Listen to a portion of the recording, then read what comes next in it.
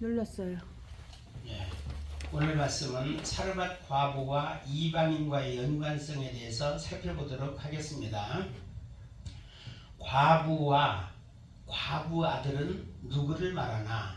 성경에 가끔 보면은 과부를 불쌍히 여기라, 또 고아를 불쌍히 여기라는 말이 나와요. 네. 그게 성경적에는 이제 두 가지 의미가 있거든요.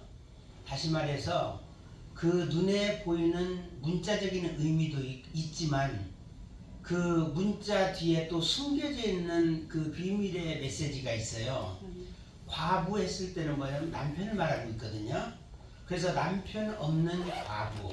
그러면서 사마리아 여인에서 남편을 데려와라 이런 얘기가 있잖아요. 네. 네가 전에는 5명이 있었으나 지금 현재 있는 남편도 네 남편이 아니다 라고 했어요. 그러니까 예수님께서 이 사마리아 여인에게 했을 때는 실제적인 남편 얘기를 하는 것이 아니라는 것을 알아야 되거든요. 그 남편은 과연 누구냐? 우리가 신랑 신부에서 우리가 신부로서의 남편은 누구예요? 예수 그리스도밖에 없는 거예요. 그러면서 과부, 다시 말해서 예수님 없이 살아가는 이 불쌍한 자들이 과부라는 거예요. 그래서 과부 아들 이야기를 하고 있고, 또 가끔 고아 얘기잖아요. 고아는 또 어떤 상징성이 있는가 하면은 아버지 없는 자식이란 말이에요. 우리의 아버지는 예수 그리스도밖에 없어요. 아멘. 육적인 아버지는 이제 생명다함은 돌아가시기 때문에 고아를 불쌍히 여기라는 말 속에서도 마치 아버지 없이 살아가고 있는 이 고아들을 우리는 불쌍히 여기라 이런 얘기가 들어가 있습니다. 그리고 여기서 사르밧 과부와 이방인과의 연관성에 대해 살펴보는데, 하나님의 말씀을 조금 가지고 있던 이방인 하나님의 자녀예요. 이 사르밧 과부가 이방인이잖아요. 왜냐하면 이스라엘 땅이 아니고 저기 이제 시돈 땅에 있는 그 사르밧이란 말이에요. 그래서 이야기를 하고 있는 것이고, 하필 하나님께서 왜 이 이스라엘이나 유다 쪽에도 분명히 하나님의 사람들이 있을 텐데 굳이 저 시돈 땅에 있는 사르밧까지 그 엘리야를 보냈을까, 이 생각을 우리가 할 필요가 있거든요. 이것은 또 무엇을 의미하는가 하면은, 영적으로 생각했을 때 이스라엘 땅에는 떡 하나 만들 수 있는 그런 자가 없는 거예요. 떡은 누구를 말해요? 여기에서 좀 전에 나오니까 그때 설명드리겠어요. 떡 하나 만들 수 있는 그런 자가 없다라는 거예요. 물론 이스라엘은 현재 거의 우상의 땅처럼 돼버린 거예요.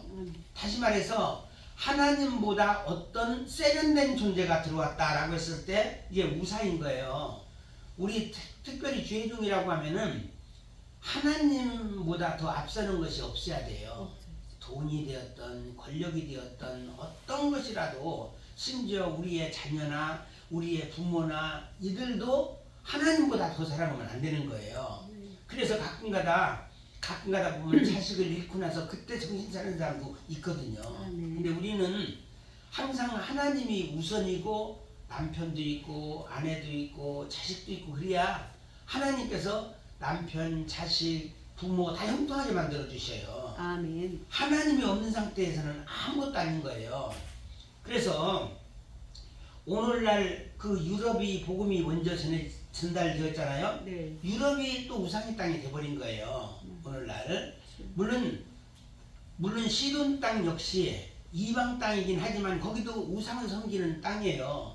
그런데 이런 과부와 과부 아들이 있었던 거예요. 그러니까 하나님께서 엘리야를 이곳에 보내셨던 겁니다.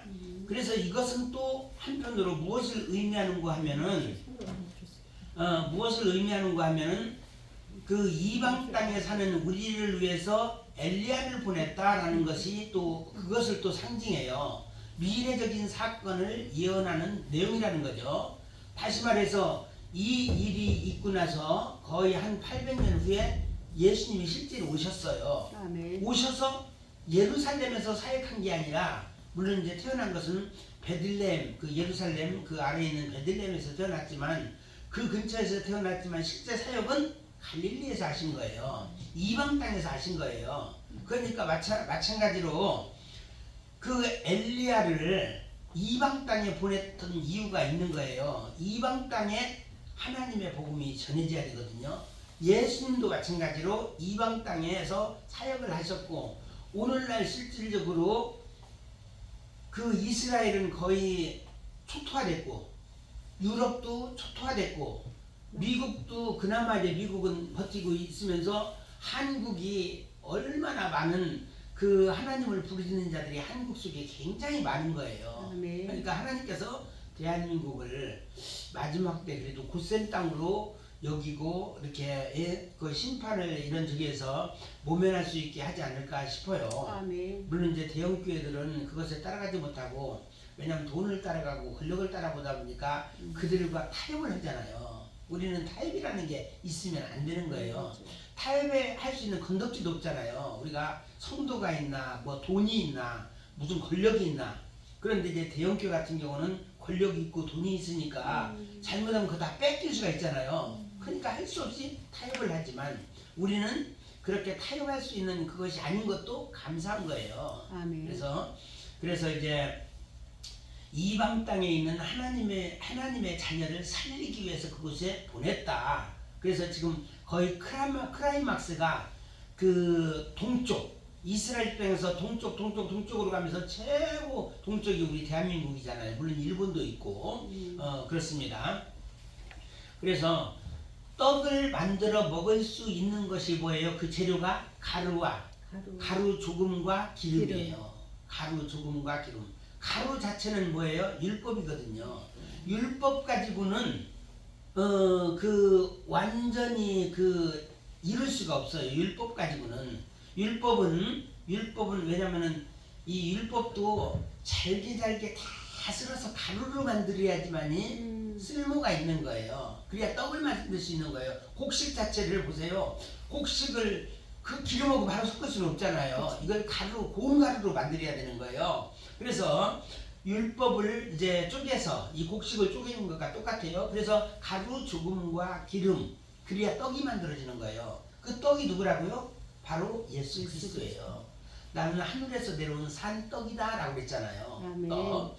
그래서 한편으로는 이것이 말씀과 성령, 기름은 성령, 그래서 말씀과 성령, 이방 땅이 그래서 가루 조금과 기름으로 인해서 이방 땅이 살아나는 역사가 있다. 아멘. 미래적인 예언의 말씀이 오늘 이 말씀 속에 담겨져 있는 겁니다. 그래서 예수 그리스도를 남편으로 섬기는 영적인 과부, 떡 만드는 법을 통해서, 방법을 엘리야를 통해서 알려주는 거예요. 아멘. 오늘날 엘리야 같은 하나님의 사람들이 또 주변에 있으니까 이들을 통해서 알려주는 거거든요. 제가 어제 같은 경우에 어제 다른 신학교에서 강의를 했는데 제가 그 얘기를 했거든요.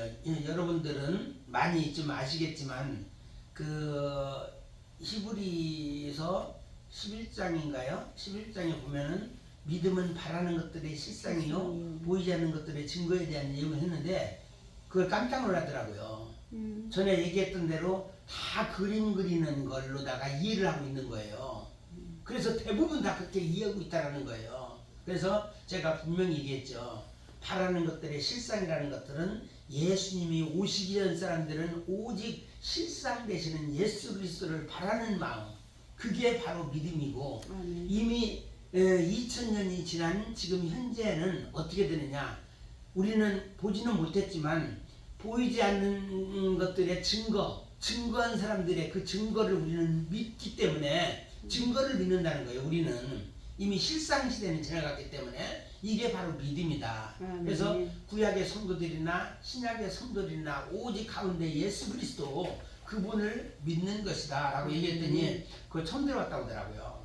그런 것처럼 우리는 이 성경 말씀을 말씀으로 알아듣지 않고 자기의 편리대로 그 하는 사람들이 너무 많은 거예요. 그래서 우리는, 저 같은 경우는 말씀을 말씀으로, 저도 모르지만 제가 알 수 있는 부분까지는 최대한 제가 설명을 드리는 겁니다. 아멘. 그래서 남편으로 섬기는 영적 과부에게 떡 만드는 방법을 알려주었고, 또 과부와 그 아들 스스로는 떡 만드는 법을 그동안 몰랐는데 엘리야를 통해서 아는 거예요. 이제 저와 같은 사람을 통해서 이제 배우는 겁니다. 이것이 바로 이방 땅에 대한 예언이기도 합니다. 엘리야와 엘리사와의 관계에 대해서 살펴보도록 하겠습니다. 엘리야의 말대로 순종했을 때 그대로 이루어졌잖아요. 이루어지는 것을 이제 보게 되는데, 보세요. 그 신약 시대 엘리야를 보내므로 예수님을 통해서 이루어질 이방 땅에 대한 예언이라고 했어요. 오늘 말씀이. 그리고 또 시돈 땅에 있는 사르밧 과부, 이것이 그 신약 시대는 사르밧이 뭘로 바뀌었죠? 사렙다 과부라고 또 얘기하죠. 그래서 사르밧 과부나 신약 시대 사렙다 과부나 똑같은 말이라고 봅니다. 하나님의 살아계심을 체험했고 또 엘리야가 참된 종임을 비로소 발견하게 된다. 오늘날 누가 하나님의 참된 종인지 아닌지 우리는 분별할 수 있어야 된다라는 겁니다. 또 하나님과 무관한 이방 땅인데 엘리야를 통해서 작업하실 것을 지금 예언하고 있는 거예요. 그래서 이방 땅에 수많은 하나님의 선지자들이 많이 이제 나오게 되죠. 마지막 시대는 두 증인을 통해서 하나님께서 작업하신다는 겁니다. 또 엘리야는 갈멜산에서 악한 신과 바알신 450명과 또 아세라 선지자 400명에서 850대 1의 대결을 위해서 정금같이 단련시킨 거예요. 그래서 디셉에서 또 뭐죠? 또 그 다음번에 갔던 길르앗에서, 그리고 그리시네가에서, 또 사르밧 과부 집에서 이렇게 삥삥 돌리는 이유가 뭐예요? 다 850대 1의 대결을 위해서. 왜냐면은 내가 보니까 엘리야가 품성이 조금 이제 아주 화끈한 이런 성격이 아니었던 것 같아요. 굉장히 두려워가지고 그 당시에 이세벨이 그랬나요? 원소리 한마디 했다가 막 그냥 무서워가지고 도망가서 호렙산까지 도망가 버렸잖아요. 그런 것처럼 아주 이제 간이 좀 아주 큰 사람은 아니었던 것 같아요. 소심한 사람. 여호수아 같은 경우도 그래요. 우리가 봤을 때는 굉장히 담대한 것 같은데 여호수아가 담대한 사람이 아니기 때문에 할 때마다 시간 나면 강하고 담대하라, 내가 너와 함께하리라 계속 얘기하셨던 걸로 봅니다.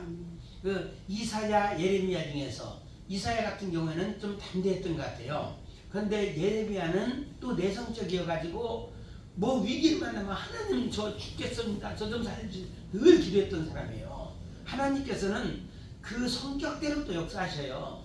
그래서 예레미야가 그 위기에서 계속해서 또 살아나고 이런 것도 자기가 그렇게 기도하니까 저 무서워서 못 살겠어요 라고 그러니까 하나님께서 보호하시는 거예요. 아멘. 그러니까 자기는 못하는 그대로 하나님께서 또 역사하시고 사용하신다는 겁니다. 그래서 지금 이제 우리 엘리야 850대 1의 대결을 위해서 정금같이 단련하신다. 지금 이제 우리도 마찬가지예요. 엘리야처럼 정금같이 단련시키신다라는 겁니다. 그래서 사명이 있는 자는 하나님께서 결코 데려가는 것을 허락지 않으셔요. 내가 마지막 해야 될 사명이 있다면 그때까지 나를 살리신다는 겁니다. 그리고 또 엘리야는 초림의 종이에요. 엘리야의 영으로 온 사람이 누구라고 그랬죠? 세례 요한이라고 그랬죠. 세례 요한. 그런데 마지막 때에 그 오는 종은 엘리야의 제자 누구예요? 엘리사예요. 우리는 재림의 종으로 하나님께서 쓰시는 거예요. 재림의 종. 그래서 엘리사로 이어진다는 거죠. 엘리야라는 구약 최고의 종 이후에 갑절의 영감을 받은 그 선지자가 나타났으니 그가 곧 엘리사라는 거죠. 엘리사와 같은 종이 반드시 등장해야 된다는 거예요. 마지막 때 신약시대 사역할 주의 종들을 좀 예표하고 있어요. 그래서 재림을 위해서 길려진 엘리사 같은 종들이 신약시대 예수님 이후로 계속 나온다는 겁니다.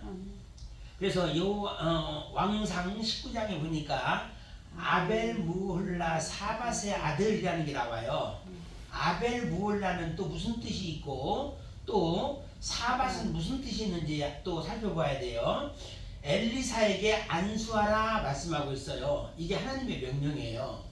엘리야에게 하나님께서는 명령을 내렸는데 네 후계자 엘리사에게 안수하라 말씀하셨던 겁니다. 성경의 대부분의 선지자, 말하자면 이사야, 사무엘, 예레미야, 다니엘 이런 사람들은 당대의 최고의 사역자이고 사역이 당대에 끝났어요. 그런데 유독 엘리야에게만 후계자 엘리사를 세우라고 명령하셨던 거예요. 다 이유가 있는 것이죠. 엘리야와 엘리사를 보게 되면 엘리야의 뜻은 여호와는 나의 하나님이시다라는 뜻이에요. 엘리야는. 그런데 엘리사는 하나님 은혜예요. 의가 아니라 하나님은 나의 구원이시다라는 거예요. 하나님은 나의 구원이시다. 여기에서 엘리사가 누구라고 그랬어? 아벨 무홀라 사밧의 아들입니다. 아벨 무홀라의 뜻이 뭐냐면은 춤추는 초원, 춤의 목초지 그래요. 왜냐하면 세상적으로 춤추는 동네가 아벨 무홀라란 말이에요. 이거 세상적인 곳에서 태어난 자가 바로 엘리사였던 것이에요. 그에 비해서 엘리야는 어때요? 디셉 사람 엘리야잖아요. 감옥과 같은 곳에서 완전히 그냥 앞뒤로 꽉꽉 막혀있는 그런 곳에서 태어난 사람이 엘리야라고 하면은 엘리사는 세상적인 곳 이런 곳에서 태어난 거예요. 그리고 사밧이 또 무슨 얘기냐면은 심판하다 판단하다. 세상적인 곳에서 태어났으니까 심판받을 수밖에 없는 거예요. 이곳에서 태어난 사람이 누구예요? 엘리사라는 거예요. 그래서 하나님만이 나의 구원이시다. 이런 곳에서 세상적인 곳에서 심판과 아주 이제 그 정죄와 판단이 일어나는 그때 오직 피할 길은 하나님밖에 없다. 그래서 나온 사람이 바로 엘리사라는 겁니다. 그래서 엘리야의 후계자 엘리사를 보면은 왜일까? 구약에서 신약으로 넘어가야 되기 때문에 마지막 시대에도 계속 엘리야의 사명이 지속된다는 거예요. 누구를 통해서? 그 제자 엘리사를 통해서 그 사명이 지속된다는 겁니다. 종말에는 엘리야의 영을 가지고 엘리사의 영을 가지고 사역해야 돼요. 엘리사는 엘리야보다 영을 받았는데 2배나 받았잖아요. 갑절의 영을 받았어요. 갑절의 영을 받지 않으면 종말 때 사역할 수 없기 때문에 그래요. 구약의 말씀, 신약의 말씀 가지고는 사역할 수가 없어요. 또 다른 무언가가 또 있어야 되거든요. 그 또 다른 무언가가 또 뭘지 한번 또 봅니다. 당시 엘리사는 12결의의 소를 가지고 밭을 갈고 있었던 농부였습니다. 농부 출신이었어요. 그래서 12결이라고 하면 몇 마리죠? 24마리예요. 왜냐하면 한 쌍으로다가 움직이기 때문에. 그래서 12, 그런데 거기에 읽어보시면은 12번째 결의와 함께 있더라 그랬어요. 마지막 때 그 소를 몰고 있었던 12번째 결의와 함께 있었던 거예요. 이것은 마지막 시대를 의미합니다. 엘리사야말로 마지막 시대의 종이에요. 엘리사가. 그래서 번제로 드려져야 할 엘리사의 영을 가진 종들이 이제 마지막 시대에 등장해야 된다는 겁니다. 그래서 엘리사의 영을 가진 자는 엘리야의 영을 가진 자의 제자인 거예요. 그러니까 당연히 구약의 말씀도 다 알아야 되는 거죠. 이제 그래서 갑절이라는 과연 무엇인가 지난번에도 한번 여러 번 말씀드렸을 겁니다. 요한계시록이 추가된 거예요. 왜냐면은 그때는 요한계시록이 없었잖아요. 물론 다니엘서도 마찬가지예요. 다니엘서는 다니엘이 기록만 했지 이게 무슨 뜻인지 정확히 몰랐어요. 그러니까 너는 조용히 하고 때가 되면 이걸 이제 봉인을 하고 때가 되었을 때 이것을 열 수 있다라는 얘기잖아요. 그러니까 그때 다니엘에서 기록된 내용은 많은 사람도 모르고 다니엘도 몰라. 심지어 때가 되었을 때 봉인된다라는 거예요. 이게 인이 떼어진다라는 겁니다. 인이 떼어졌을 때 요한계시록을 우리가 다니엘서도 마찬가지요. 그때 우리가 해석할 수 있다라는 겁니다. 그래서 갑절이 바로 요한계시록의 말씀입니다. 그런데 마지막 시대에는 요한계시록을 싫어해요. 제가 얼마 전에도 다른 종교를 만났지만 요한계시록은 자기는 설교하면 안 된다고 생각한다는 거예요. 왜 그러느냐? 약간 상징성이 있고 좀 무서운 말이기 때문에 이것은 좀 하면 안 된다라고 자기는 생각한대요. 미래 얘기라. 미래 얘기기도 하고 좀 잘 모르는 얘기라는 거죠. 상징성이 있고 그러니까 함부로 설교하면 안 된다라는 이런 표현을 한 거예요. 그런데 요한계시록을 싫어하게끔 분위기를 사탄이 그렇게 만들어 놨어요. 왜냐? 신천지 등에서 선점했잖아요. 맞아. 이단들에서 요한계시록을 많이 강의를 하고 또 설교를 많이 해요. 그러니까 사람들이 어디서 요한계시록 설교한다 그러면 좀 약간 거기는 맛이 안 되다 아니면 그럼 이단성이 있다라고 이미 판단을 해버려요. 그래서 그런 분위기를 많이 조성을 해놨단 말이에요. 그래서 이제 마귀가 그렇게 만들어 놓은 거죠. 엘리야 영과 엘리사의 영 그리고 그 관계에 대해서 살펴보도록 하겠습니다. 영적으로 엘리사의 영을 가지고 있는 신약시대 종들은 모두 엘리야의 제자이기도 합니다. 왜 변화선상에 예수님 말고 두 사람이 나타나야 했을까? 누구죠? 두 사람이 누구예요? 모세와 엘리야죠. 모세와 엘리야. 모세는 율법의 대표예요. 그리고 엘리야는 선지자의 대표입니다. 그래서 베드로는 왜 초막 셋을 짓겠다고 했는가? 누가복음 9장 33절 말씀에 보면은 본인도 왜 그런 말을 했는지도 몰라요. 그러니까 당장 좋으니까 주를 위해서 모세를 위해서 엘리야를 위해서 제가 초막 셋을 지으리까 이런 얘기를 했잖아요. 그리고 예수님이 뭔 얘기를 해도 무슨 말인지 말도 잘 말기도 못 알아듣잖아요. 오늘날도 실질적으로 새 초막이 있어요. 그 베드로가 지으려고 했던 이 초막이 이미 존재했는데 모세의 초막은 누구에서 만들어진 거예요? 유대인들이 만들어 놓은 초막이에요. 그들은 지금도 회당에서 그 율법적인 예배를 드리고 있잖아요. 회당에서. 그리고 예수님의 초막은 뭐예요? 교회예요. 오늘날 교회 시대.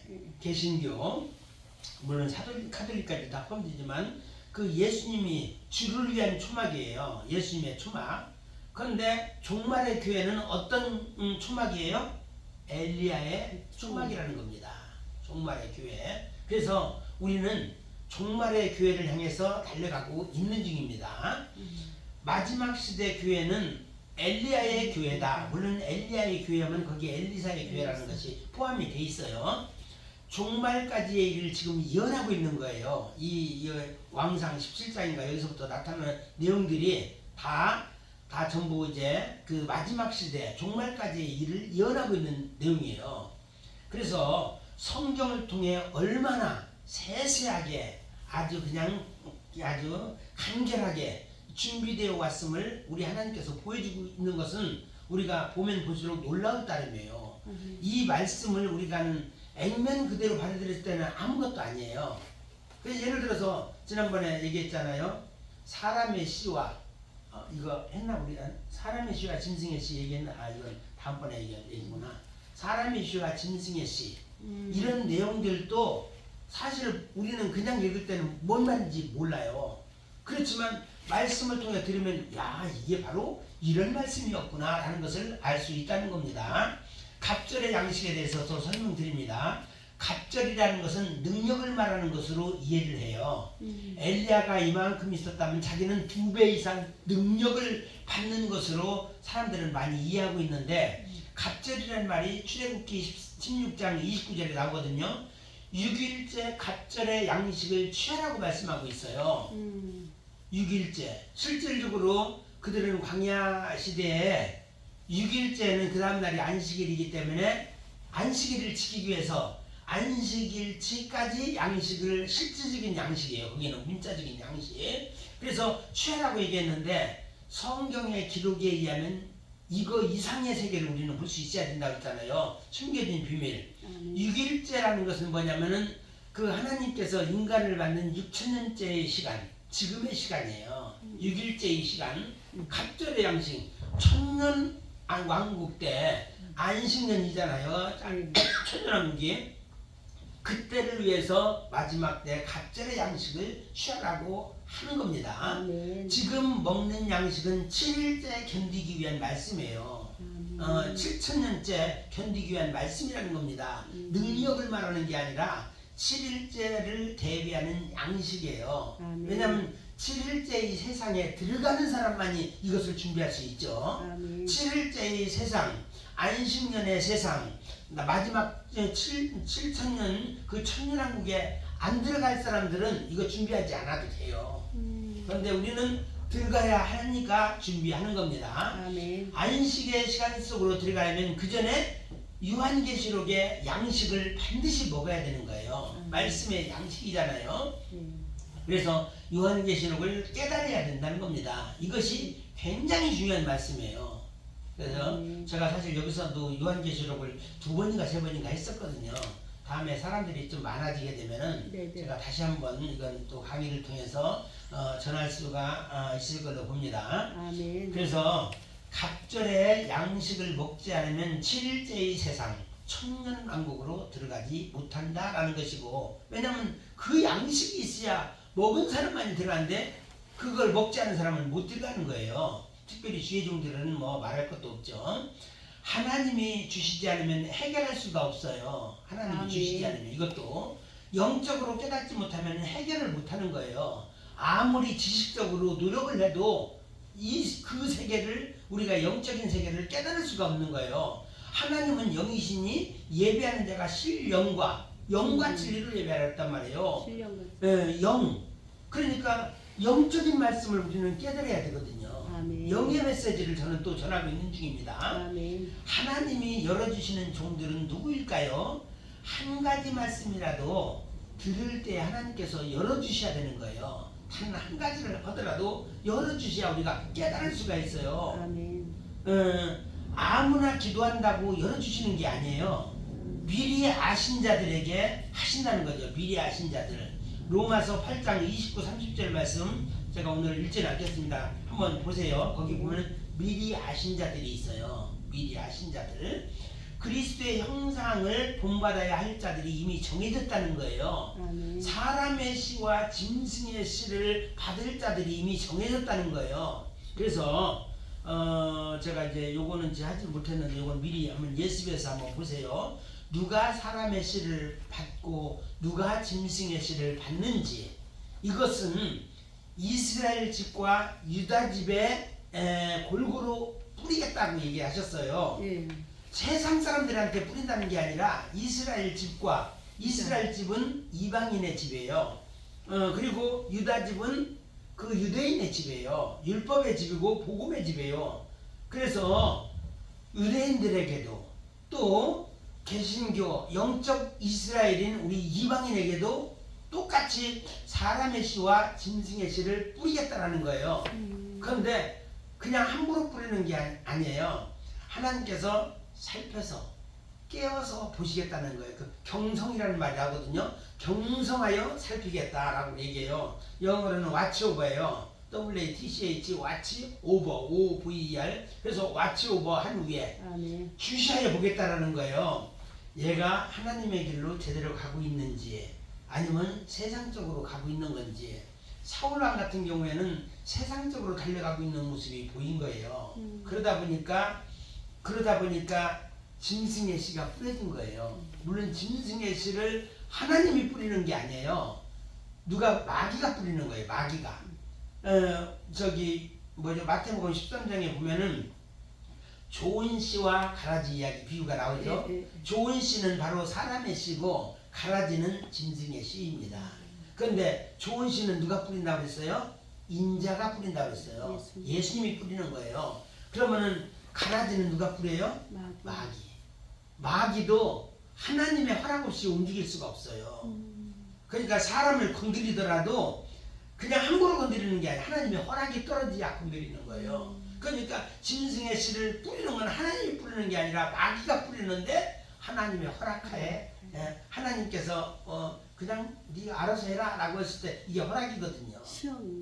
그렇죠. 그러니까 상대방이 그 가룟유다도 마찬가지예요. 계속 회개할 기회가 주어졌는데 안 하잖아요. 마지막까지 안 하다가 결국은 죽을 때쯤에서 깨달았잖아요. 죽을 때 깨달으면 아무 소용 없죠. 자살을 했으니까. 그래서 우리는 그 기회 있을 때 빨리 깨달아야지, 결국은 깨닫지 못하는 사람은 멸망하는 짐승 같아서 그러잖아요. 우리는 하나님의 말씀을 빨리 깨달아야 되죠.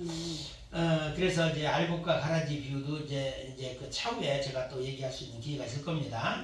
엘리야와 엘리사와의 관계를 제대로 이해하지 못하면 하나님의 뜻을 알 수가 없어요. 알 수가 없습니다.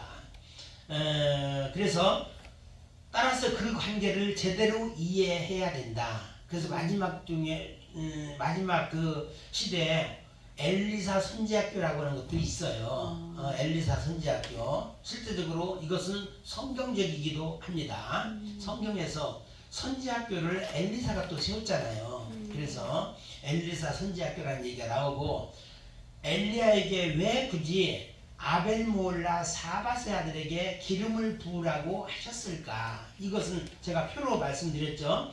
엘리야와 엘리사의 관계를 지금 표를 통해서 보면은 출신 엘리야는 디셉 사람, 디셉의 뜻이 감옥이에요. 그리고 사역지도 돌산이에요. 완전히 우상의 상입니다. 출신이 이곳이다. 그런데 엘리사는 아벨모홀라, 춤과 기쁨이 있는 곳.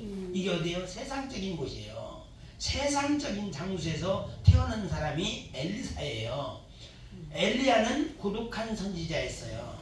오직 그냥 하나님만밖에 모르는 이런 고독한 선지자라고 하면은, 엘리사는 뭐예요? 백성과 가까이 있는 선지자입니다. 늘 주변에 백성이 있었어요. 그리고 엘리야는 이 고독한 선지자이다 보니까 심판을 강조했어요. 심판을 강조했고, 엘리사는 기쁨과 회복을 강조합니다. 그래서 기쁨이 있을 때 우리는 너무 여기에 취해 있으면 고통을 맛보게 된다. 고통의 현장을 또 보여주기도 하고, 이런 속에서 회복할 수 있는 분.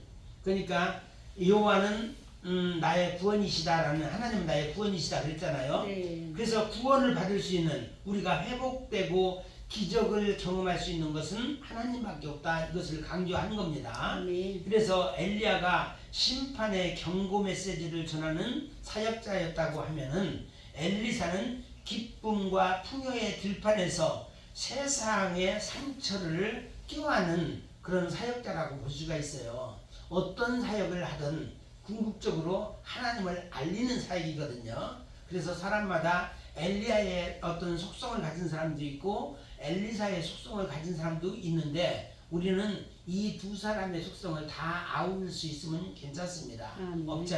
어차피 갑절의 영을 받은 사람이라고 하면은 이 둘을 다 아울 수 있어서 어떤 사람을 만나도 너무 지나치게 판단하거나 심판의 잣대로 들이지 말고, 그러니까 그것도 예수님도 그랬잖아요.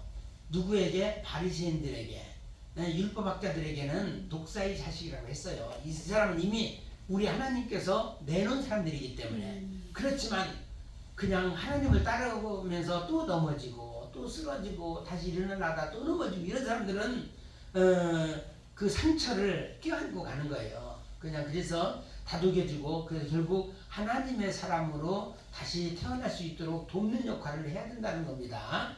오늘 이 두 가지 엘리야와 엘리사에 대한 내용을 오늘 마치고 여기까지 하도록 하겠습니다. 다 같이 기도하겠습니다. 하나님 고맙습니다. 오늘 또 하나님께서 우리 가운데 함께 해주셔서 엘리야와 그 후계자 엘리사의 관계, 그리고 사역, 그 방향에 대해서 살펴보았고, 이 모든 것들은 마지막 시대에 되어질 일에 대한 예언이라는 것도 배웠습니다. 하나님 이 말씀 잘 간직하여서 날마다 승리하는 우리 모두가 되어줄 수 있도록 은총을 풀어주옵소서. 예수의 이름으로 기도합니다. 아멘.